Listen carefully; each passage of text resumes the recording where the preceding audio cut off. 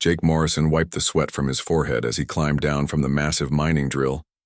The machine had been acting up all morning, making strange grinding sounds that meant trouble. His sister Katie looked up from her control panel, her blonde hair tied back in a messy ponytail. "How bad is it this time?" she asked, not looking away from the screen showing mineral extraction rates. "Bad enough," Jake replied, grabbing his toolbox. "The main bearing is worn out again. These machines were not made for this kind of heavy work. New Helena was not much to look at." The mining colony sat on a rocky planet at the edge of human space, where the sun was too dim and the air was too thin. Only 23 families lived here, all trying to make a living pulling rare metals from the ground. The work was hard, and the pay was small, but it was honest work. Jake had come here 2 years ago with Katie after their parents died in a transport accident. He was good with machines, and Katie was good with computers. Together, they kept the mining operation running when everything else seemed to break down. The colony had no military protection. Earth Command said they were too far away and too small to matter. The settlers had a few old plasma rifles and some mining explosives, but nothing that could stop a real attack. Most people figured no one would bother with such a poor remote place anyway. Jake was wrong about that. The attack came at dawn when most people were still sleeping. The first sign of trouble was when all the communication systems went dead at once. Jake was in the main engineering bay, trying to fix a water recycler that had broken during the night. Katie was at her station, running the morning systems check. "Jake, something is wrong with the orbital sensors," Katie called out. "I am getting some very strange readings." Before Jake could answer, the ground shook. Then it shook again, harder. Emergency alarms started screaming throughout the colony. Through the window, Jake saw bright flashes in the sky like lightning, but wrong. "That is weapons fire," Jake said, his voice tight. "Someone is shooting at the orbital platforms." Katie's face went white. "Who would attack us? We have nothing worth stealing." Jake grabbed the emergency radio. "Colony Command, this is engineering. What is happening up there?" The radio crackled with static and panicked voices. All stations. We are under attack by unknown vessels. Large ships, military-grade weapons. They are jamming all outbound communications." Jake looked at Katie. They both knew what this meant. No one could call for help. Whatever was happening, the colony was on its own. The attack was fast and brutal. 3 massive ships came down from orbit, each one bigger than the entire colony. They were dark and angular, covered in weapon ports and armor plating. Jake had never seen ships like these before, but he knew they meant death. Soldiers poured out of the ships. They were not human. They stood 7 feet tall on powerful legs with tough scales instead of skin. Their faces were long and reptilian, with cold yellow eyes that showed no mercy. They carried energy weapons that could cut through metal walls, like paper. The colonists tried to fight back, but it was hopeless. The aliens moved too fast and hit too hard. Their weapons were too advanced. In less than an hour, most of the colony was destroyed and most of the people were dead. Jake and Katie had hidden in the deep maintenance tunnels under the engineering section. They could hear the sounds of battle above them, the screaming and the weapons fire. Then gradually everything went quiet. "We have to get out of here," Katie whispered. "We have to warn Earth about these things." Jake nodded. "The emergency shuttle is in Bay 3. If we can reach it without being seen, we might have a chance." They made their way through the tunnels, moving as quietly as possible. When they reached the maintenance hatch near the shuttle bay, Jake carefully opened it just enough to look outside. The aliens were everywhere. They moved through the colony with military precision, checking every building and every room. Some of them were loading equipment and supplies onto their ships. Others were examining the mining machinery with what looked like professional interest. "They are not just raiders," Jake whispered. "They know what they are looking for. They want the quantum crystals." The quantum crystals were what made New Helena valuable, even if most people did not know it. The rare minerals could power faster than light engines and energy shields. Jake had figured this out months ago when he studied the geological surveys, but he had not told anyone except Katie. As they watched, one of the alien soldiers spotted something in the wreckage of the control center. He made a harsh sound that might have been laughter, then called to his commander. A bigger alien in more elaborate armor came over to see what had been found. The commander looked at the mining equipment, then at the geological data on Katie's broken computer screen. His yellow eyes narrowed with interest. "Find the humans who operated this equipment," the commander said in accented but clear English. "The technical knowledge they possess will be useful." Jake felt his blood turn cold. They were not just looking for crystals. They were looking for the people who knew how to find them. "We have to go now," he told Katie. "Right now." They slipped out of the tunnel and made their way toward the shuttle bay, staying low and moving from cover to cover. The shuttle was an old cargo hauler not built for speed, but it could reach the nearest human outpost if they were lucky. Katie made it to the shuttle first. She was starting the engines when Jake heard the sound behind him. He turned to see 3 alien soldiers, pointing their weapons at him. "Run!" he shouted to Katie. "Get out of here!" Katie hesitated for just a moment, her hand on the launch controls. Jake saw the tears in her eyes, but he also saw her determination. "Tell them what happened here," he called to her as the aliens moved closer. "Tell them these things are coming." The shuttle launched just as more soldiers arrived. Jake watched it disappear into the sky, carrying his sister to safety. Then rough hands grabbed him and dragged him toward the alien ships. The commander, who had been examining the mining equipment, looked Jake up and down with those cold yellow eyes. "You are the engineer who maintained these systems," the alien said. It was not a question. Jake said nothing. "Your silence will not help you," the commander continued. "I am Overlord Kress of the Vorthak hegemony. You will come with us and you will serve our purposes. Your technical skills will be put to better use than mining rocks on this worthless world." Jake was forced onto one of the alien ships as New Helena burned behind him. He did not know what the Vorthak had planned for him, but he promised himself that somehow, someway, he would make them regret taking him prisoner. As the ship lifted off, Jake took one last look at the colony that had been his home. The Vorthak thought they had won an easy victory and captured a useful slave. They had no idea what they had really done. 3 months had passed since Jake Morrison was taken from New Helena. The Vorthak flagship Darkstorm was a massive vessel, bigger than any human ship ever built. It housed thousands of soldiers and hundreds of slaves from dozens of different worlds. Jake had learned to keep his head down and his mouth shut while his captors decided what to do with him. The Vorthak were not stupid, but they were arrogant. They believed their technology was superior to everything else in the galaxy, and they were mostly right. Their ships were faster, their weapons were stronger, and their armor was thicker than anything humans had built. But they made one critical mistake when it came to understanding their human prisoner. They thought Jake was just another primitive slave. Overlord Kress had put Jake to work in the engineering sections, maintaining the complex systems that kept the Darkstorm running. The Vorthak engineers watched him at first, expecting him to break something or prove too stupid to understand their advanced technology. Instead, Jake learned their systems faster than they expected and found ways to improve efficiency that even surprised them. "The human has some small talent," Chief Engineer Vex told Overlord Kress during one of their daily reports. "He understands basic maintenance procedures and follows orders without complaint." Kress nodded, satisfied. "Good. See that he is kept busy. Idle slaves cause problems." What neither Vex nor Kress realized was that Jake understood much more than basic maintenance. Every day he worked on the ship's systems, he memorized another piece of the puzzle. He learned how the power grid was routed, how the environmental controls worked, how the weapon systems were integrated with the main computer network. Most importantly, he learned where the security monitoring was weakest. The Vorthak had enslaved dozens of species over the centuries. In the slave quarters, Jake met beings from across the galaxy. There was Zara, a brilliant scientist from the Keth homeworld whose people had been conquered 50 years ago.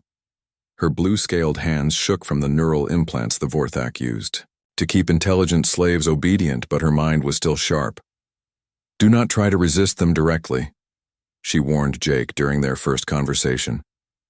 "The pain collars they put on troublemakers will drive you insane. I have seen strong warriors reduced to weeping children." Then there was Finn. an old Dracmonian warrior whose people had fought the Vorthak for 20 years before finally being defeated. His forearms were scarred from countless battles, and his 6 eyes held no hope left. I once believed freedom was possible, Finn told Jake in his deep rumbling voice. But the Vorthak always win. They have too many ships, too many weapons. It is better to accept your fate and try to live as long as possible. Jake listened to both of them, but he did not accept their conclusions. Humans had something the other species lacked, something the Vorthak could not understand. They had the ability to hope when hope seemed impossible, and to inspire others to fight when fighting seemed pointless.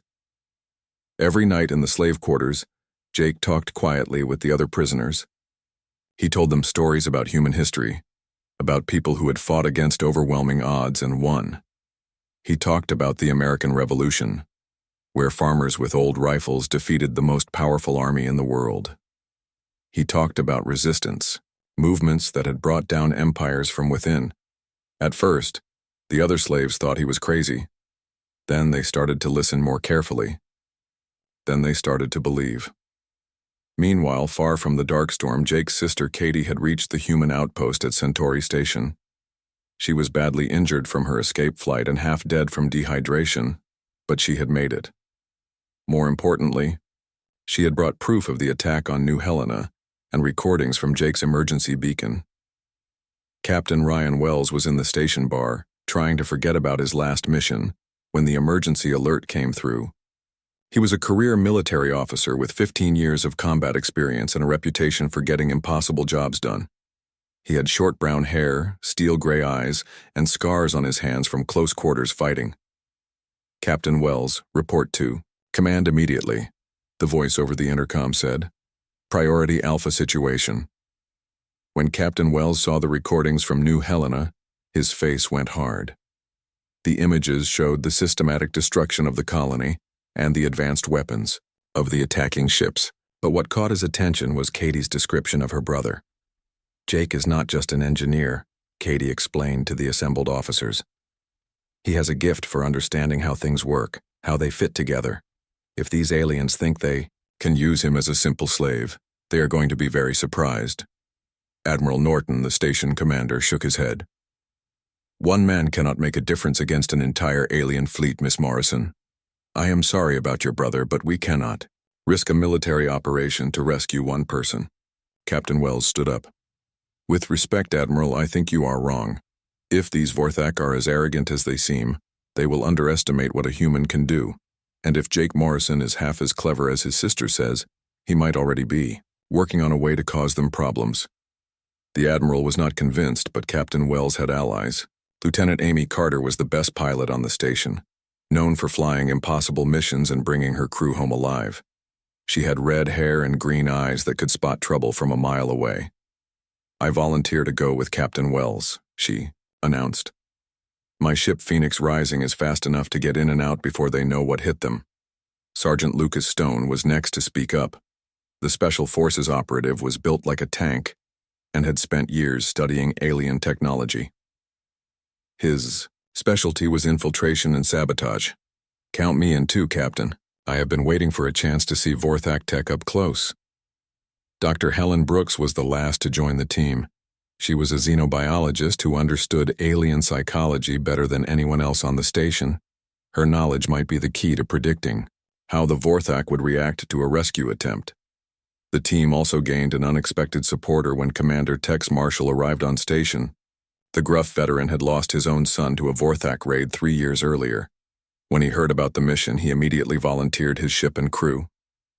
That boy deserves a chance to come home, Marshall said simply. And maybe it is time. Someone showed these reptile bastards that humans do not give up on each other. While the rescue team was being assembled, Jake was putting his own plan into motion aboard the Darkstorm. Every day, he made small modifications to the ship's systems during his maintenance work. A tiny change to a sensor calibration here, a minor adjustment to a power coupling there. None of it was enough to cause immediate problems, but all of it was building toward something bigger. He was also working on the other slaves. Zara had started teaching him about Keth science and technology. Finn was sharing Dracmonian combat techniques. Other prisoners were contributing their own knowledge and skills. Jake was learning that every species had something valuable to offer, something the Vorthak had ignored or suppressed. "You really believe we can fight back?" Zara asked him one night, her voice barely a whisper. "I believe we can do more than fight back," Jake replied. "I believe we can win." 3 weeks later, Captain Wells and his team were ready to move.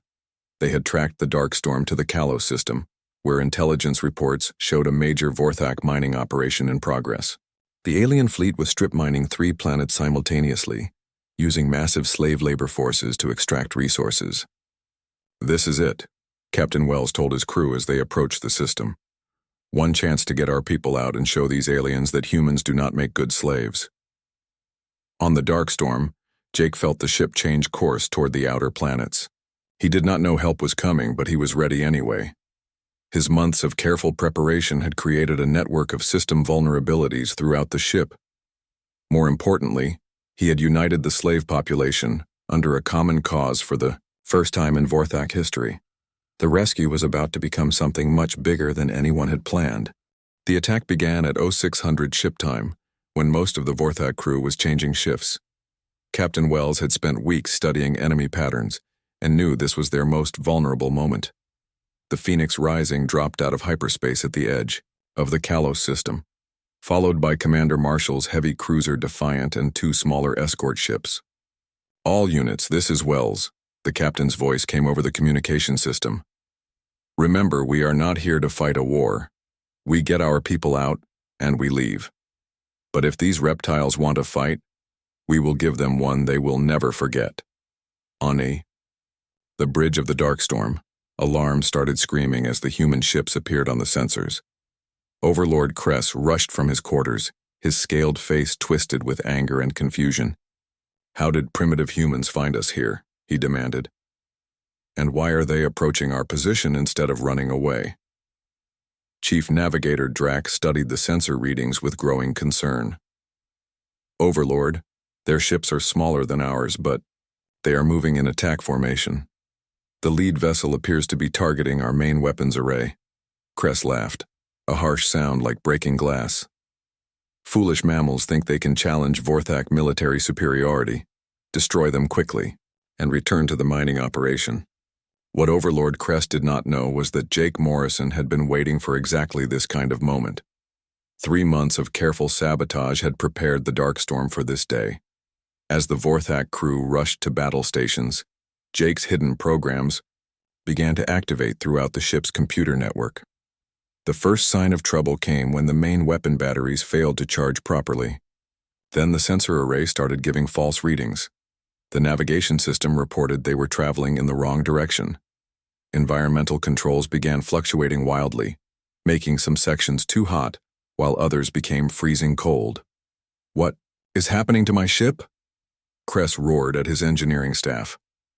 Chief Engineer Vex frantically checked his status boards.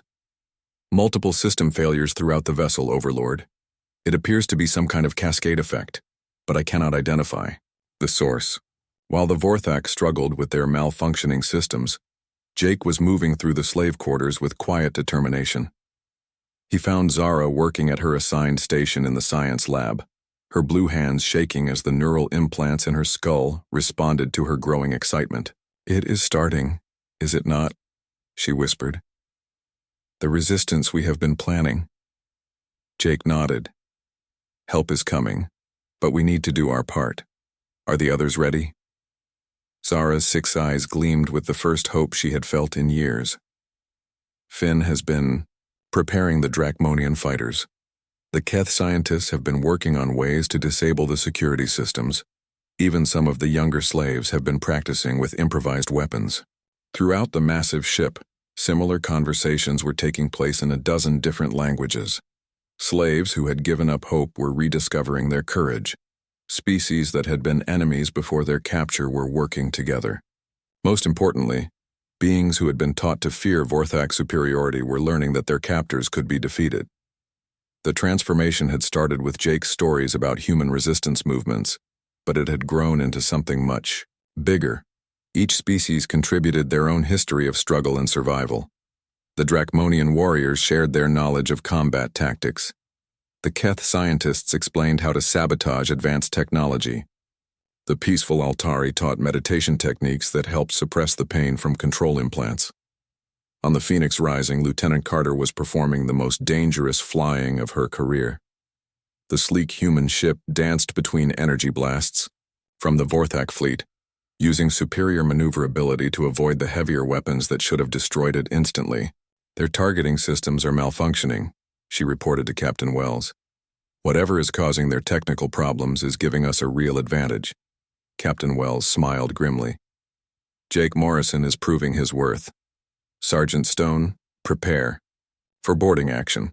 Dr. Brooks, monitor their communication channels and tell me what they are saying about us." Dr. Brooks adjusted her translation equipment and listened to the increasingly frantic Vorthak radio traffic. "They are confused and angry, Captain. They keep talking about system failures that make no sense. One of them mentioned checking on the technical slaves. That was exactly what Captain Wells wanted to hear."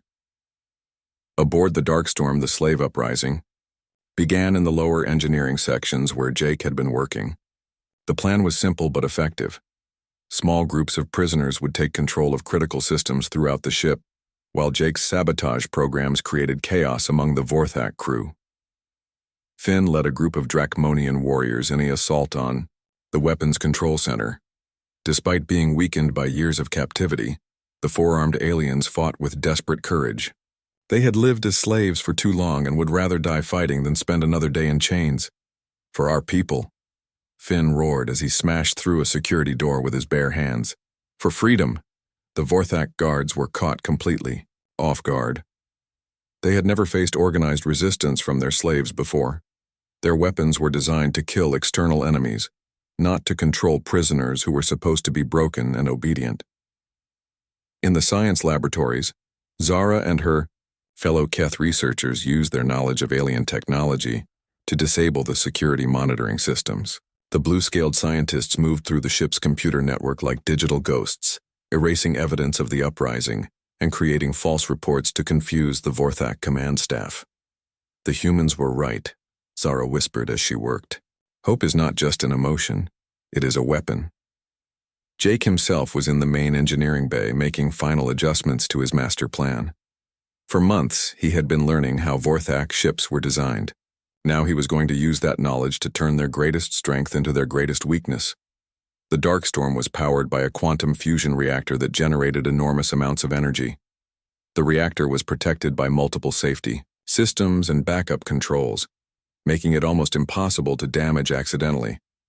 But Jake had discovered that the same safety systems could be turned against the ship if someone knew exactly which programs to modify. He was not planning to destroy the reactor, which would kill everyone aboard, including the slaves he was trying to save. Instead, he was going to cause a controlled overload that would shut down all power to the ship's weapons and engines, while leaving life support intact. The technical challenge was enormous, requiring precise timing and perfect knowledge of Vorthak engineering principles. One mistake would either cause no effect at all or create a catastrophic explosion. But Jake had been preparing for this moment for 3 months, and he was ready. As Captain Wells and his boarding parties fought their way onto the Darkstorm, Jake's fingers flew over the engineering control panels. Complex calculations filled his mind as he made the final adjustments to reactor output and safety protocols. 5 minutes, he whispered to himself. "Just give me 5 more minutes." Outside the ship, the space battle was reaching its climax. The Phoenix Rising and Defiant were heavily outnumbered, but the Vorthak fleet was crippled by system failures and slave revolts. Ships that should have been coordinating their attacks were operating independently, their communication systems disrupted by Jake's sabotage programs. Lieutenant Carter brought her ship alongside the Darkstorm's docking bay, where Sergeant Stone and his team were cutting through the hull with plasma torches. The boarding action was succeeding, but they were running out of time. More Vorthak ships were approaching from the outer system, and the damaged fleet was starting to restore some of their systems. In the reactor chamber, Jake entered the final command sequence that would complete his plan. The quantum fusion core began to hum with increasing intensity as safety protocols started shutting down in carefully planned stages. Overlord Kress burst into the engineering bay with a squad of armed soldiers, his yellow eyes blazing with fury. "Stop what you are doing, human slave, or I will kill every prisoner on this ship." Jake turned to face the Vorthak commander with a calm expression that seemed impossible under the circumstances. "You do not understand what is happening here, do you? This was never about one human being rescued by his people. This is about something you have never encountered before." "And what is that?" Kress demanded, raising his energy weapon. "Unity," Jake replied simply. At that moment, the reactor overload reached its peak. Every light on the Darkstorm went out as power systems throughout the ship shut down simultaneously. In the darkness, Jake heard the sounds of his fellow slaves, cheering as they realized they had won their first real victory against the Vorthak hegemony. The rescue had become a revolution, and the galaxy would never be the same. The rescue of Jake Morrison was successful, but it took 3 days to fully evacuate all the slaves who wanted to leave the Darkstorm. Captain Wells had expected to grab one human engineer and escape quickly, but he found himself coordinating the largest prison break in galactic history. "Captain, we have another problem," Lieutenant Carter reported from the bridge of the Phoenix Rising. "Half of these people have nowhere to go. The Vorthak destroyed their homeworlds years ago." Captain Wells looked out at the massive refugee convoy that had grown around his small rescue fleet. Dozens of transport ships, mining vessels, and even converted cargo containers were carrying thousands of former slaves to safety. The problem was that safety was hard to find when the Vorthak controlled half the galaxy. "We need to establish a safe haven," Dr. Brooks suggested. "Somewhere these people can rebuild their lives without fear of recapture." Jake Morrison, finally free after 3 months of captivity, was working with Zara and Finn to coordinate the evacuation. The 3 of them had become natural leaders during the uprising, and the other former slaves looked to them for guidance. "There is an uninhabited system about 6 light-years from here," Jake told Captain Wells. "The planets are not ideal, but they have breathable atmospheres and mineral resources. With the right technology, we could establish sustainable colonies there."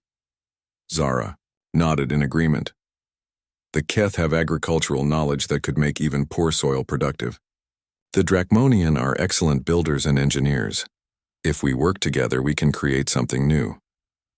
But the creation of refugee colonies was only the beginning. The news of the slave uprising spread through the galaxy faster than anyone expected. On Vorthak-controlled worlds throughout 3 star systems, prisoners who had never dreamed of resistance began to organize themselves into rebellion groups. The first major revolt came on the mining world of Karis Prime, where 10,000 slaves worked in the quantum crystal mines. A group of Altari priests who had been inspired by stories of Jake's uprising convinced the other prisoners to rise up against their guards. The revolt succeeded because the Vorthak had never faced organized resistance before and did not know how to handle it. "They are using the same tactics the human taught them," Overlord Kress told the High Command during an emergency meeting. "Coordinated sabotage, unity between different species, and the belief that freedom is possible." Supreme Leader Vorth, the ruler of the hegemony, listened to these reports with growing concern. "One primitive human has caused all this chaos? How is this possible?" "The human introduced concepts that our slaves had never encountered before," Kress explained. "Hope, cooperation, the idea that individual lives have value. These ideas are spreading like a disease through our empire." The Vorthak response was predictably brutal.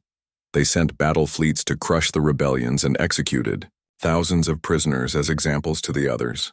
But this only made the situation worse. The harsh reprisals convinced even more slaves that death was preferable to continued bondage, and the revolts continued to spread. Meanwhile, Jake and the other refugees were building something unprecedented. In galactic history, the colony they established on New Haven became the capital of what they called the Free World Alliance. Representatives from dozens of species worked together to create a government based on principles of equality and mutual aid. The alliance was not perfect.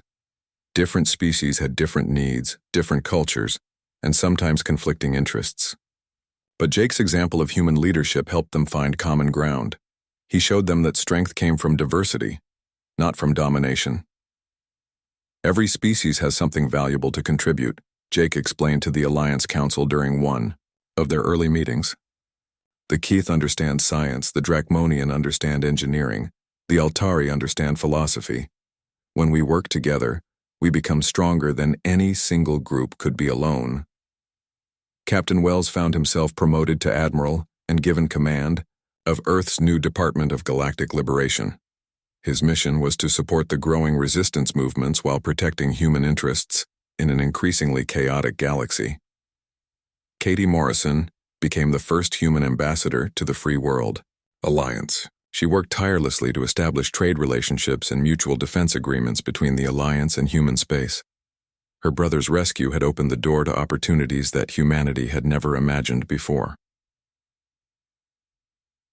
The Vorthak hegemony was not the only galactic power watching these developments with interest. The Altarian Empire, which had maintained its independence for centuries through careful diplomacy, began to see humans as potential allies against Vorthak expansion. The mysterious Void Wraiths, who rarely involved themselves in galactic politics, sent secret observers to study the human approach to interspecies cooperation. Their reports described humans as a catalyst species, capable of creating unexpected changes in established systems. Even the Federation of Outer Worlds, a loose alliance of merchant planets, began to reconsider their policy of neutrality. The growing strength of the Free World Alliance represented new opportunities for trade and new markets for their goods. But it was the Vorthak themselves who experienced the most dramatic changes. For the first time in their history, they faced an enemy they could not simply conquer through superior firepower. The resistance movements used guerrilla tactics, hit-and-run attacks, and most importantly, the ability to inspire other oppressed peoples to join their cause. Overlord Kress became obsessed with recapturing Jake Morrison. He convinced himself that eliminating the human who had started the rebellions would restore order to the hegemony. This obsession led him to make increasingly desperate decisions that only fueled more resistance. The human is the key to everything, Kress told his subordinates during a strategy meeting. Remove him and the rebellions will collapse. The slaves will return to their proper place. But Kress was wrong about human nature. Jake Morrison had taught the galaxy something that could not be untaught simply by removing one person. He had shown oppressed beings that they had the power to change their own fate, and that lesson was now spreading beyond his direct influence. 2 years after the rescue, Jake was working in the engineering labs on New Haven when an urgent message arrived from Admiral Wells. Long-range sensors had detected a massive Vorthak battle fleet heading toward the Alliance territory. It was the largest military force the hegemony had ever assembled, and intelligence reports suggested it was under the personal command of Overlord Kress himself. He is coming for you specifically, Admiral Wells told Jake during their emergency conference call. Our sources inside Vorthak space say Kress believes killing you will end the rebellions. Jake looked out the window of his lab at the bustling colony beyond. Former slaves from dozens of worlds were working together to build something new and hopeful. Children who had been born in captivity were playing freely in parks and gardens.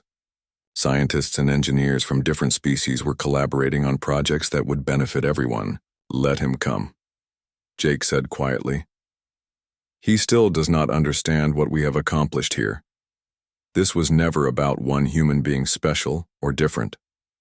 This was about showing people that they have the power to change their world if they work together.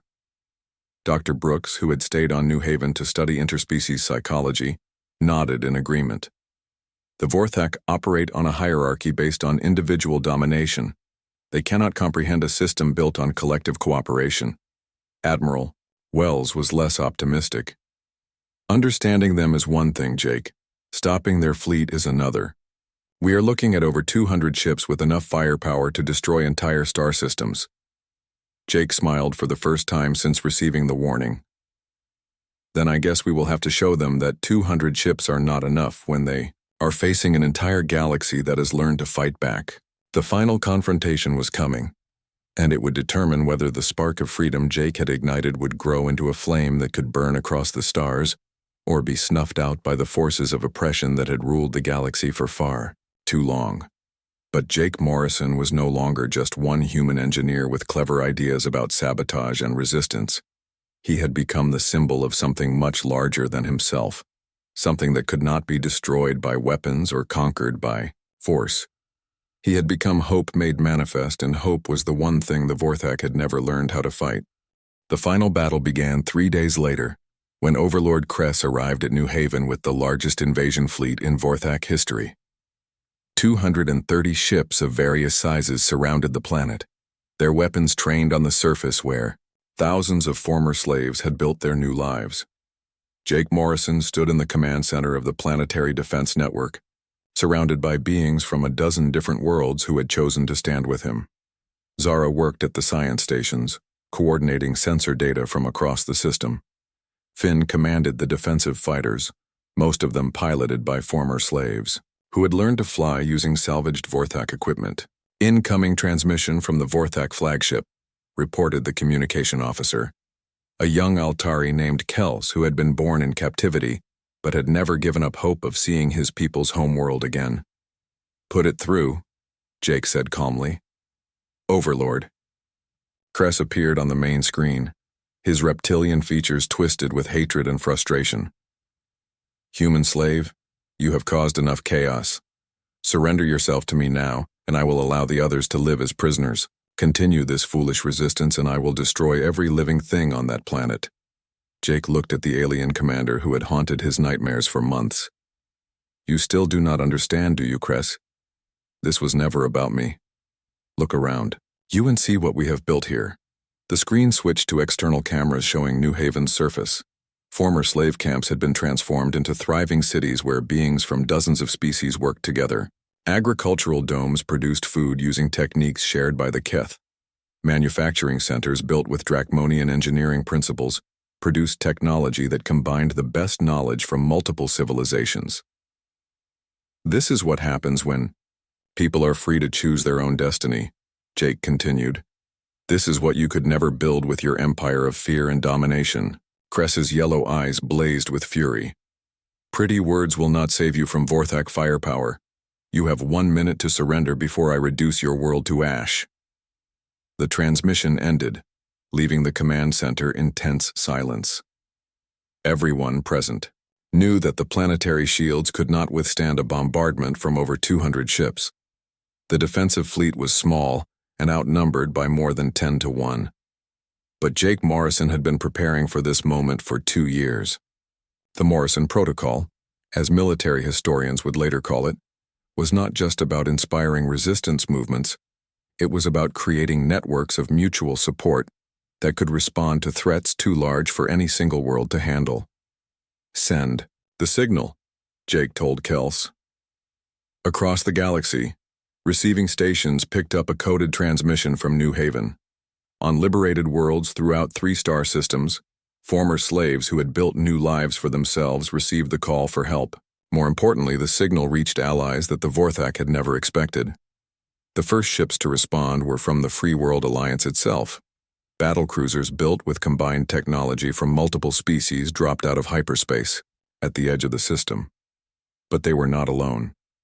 Admiral Wells arrived with a full Earth Defense Force battle group, including the heavy carrier Liberty and her escort fleet. The human ships had been retrofitted with Alliance technology, making them faster and more powerful than anything Earth had built before. Behind the human fleet came something that shocked even Jake Morrison. 3 Altarian Imperial dreadnoughts emerged from hyperspace, their ancient but powerful weapons already charging for combat. The proud Altarian Empire had remained neutral in galactic conflicts for centuries, but the example set by the Free World Alliance had convinced them that some causes were worth fighting for. "Incoming transmission from the Altarian flagship," Kels reported, barely able to contain his excitement. Admiral Thane of the Altarian Imperial Navy appeared on screen, his blue-skinned features calm and dignified.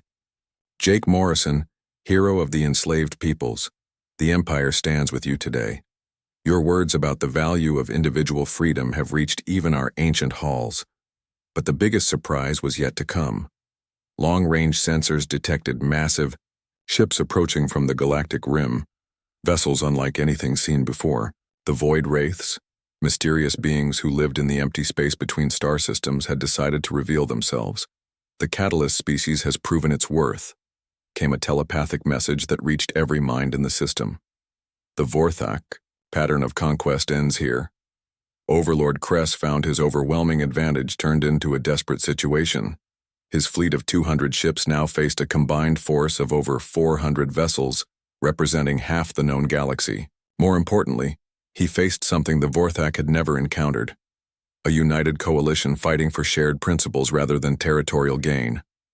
"This is impossible," he transmitted to his commanders. How did one human organize such a response? The answer came not from his own officers, but from Jake Morrison himself. "I did not organize this, Kress. I just showed people that cooperation was possible. Everything else they did themselves." The battle that followed was brief, but decisive. The Vorthak fleet found itself surrounded by enemies who fought with coordinated tactics and shared intelligence. Ships that had been built by different species using different technologies worked together, as if they had trained as a unit for years. Captain Wells, now Admiral Wells, led the human contingent with precision strikes against Vorthak command ships. The Altarian dreadnoughts provided heavy firepower that broke through enemy shields. Alliance fighters used guerrilla tactics learned from years of resistance fighting, but it was the Void Wraiths who provided the decisive blow. Their ancient ships possessed technology that could disable Vorthak vessels without destroying them, allowing the crews to be captured rather than killed. "Surrender now and your people will be treated with the same mercy you showed your slaves," Jake transmitted to Overlord Kress as the battle turned against the Vorthak fleet.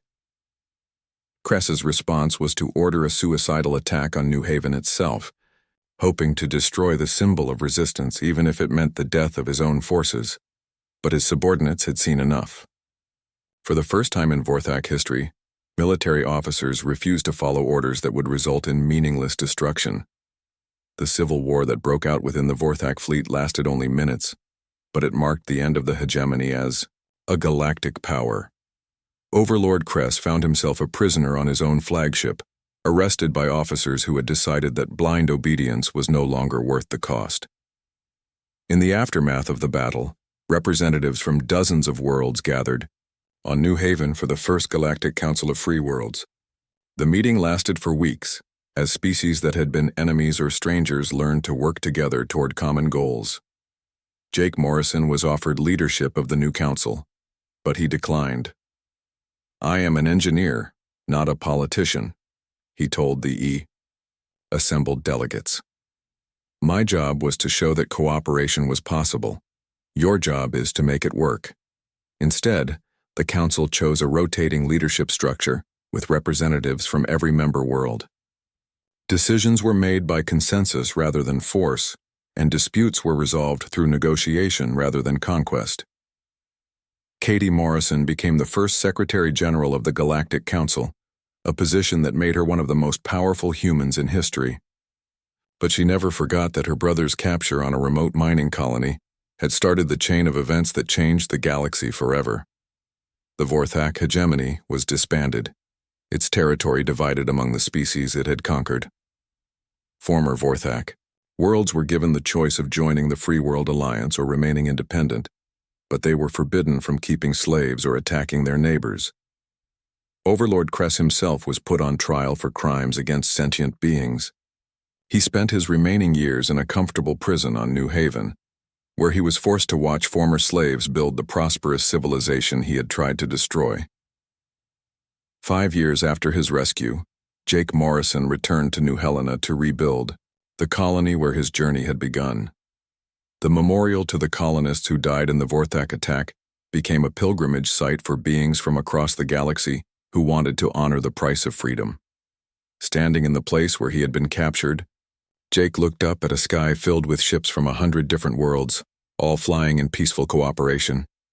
The quantum crystal mines that had attracted Vorthak attention were now operated by a cooperative of former slaves who used the profits to fund education and health care for refugee children. "Do you ever regret what happened?" Katie asked him. During one of her visits to the rebuilt colony, Jake considered the question carefully. "I regret the pain and suffering that so many people endured, but I cannot regret the result. We proved that beings from different worlds can work together if they choose to see each other as equals rather than as threats or resources. The galaxy that emerged from the ashes of the Vorthak hegemony was not perfect. There were still conflicts between different species, still problems that seemed impossible to solve. But there was also something that had never existed before, a framework for cooperation that allowed diverse beings to work together toward common goals. Trade routes connected worlds that had never interacted before. Scientific discoveries were shared freely rather than hoarded as military secrets. Art and culture flowed between species,